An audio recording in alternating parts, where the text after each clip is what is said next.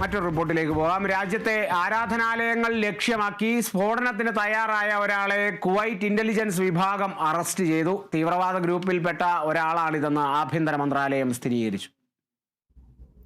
രാജ്യത്തിന്റെ സുരക്ഷയും സ്ഥിരതയും സംരക്ഷിക്കുന്നതിന്റെയും നിലനിർത്തുന്നതിന്റെയും ഭാഗമായി ആഭ്യന്തര മന്ത്രാലയം ഏറ്റെടുത്ത മുൻകരുതൽ നടപടിയുടെ ഭാഗമായി നടത്തുന്ന പരിശോധനയിലൂടെ ഒരു നിരോധിത ഗ്രൂപ്പിൽപ്പെട്ട ഒരു പൗരനെ അറസ്റ്റ് ചെയ്യാൻ സ്റ്റേറ്റ് സെക്യൂരിറ്റി സർവീസിന് സാധിച്ചു.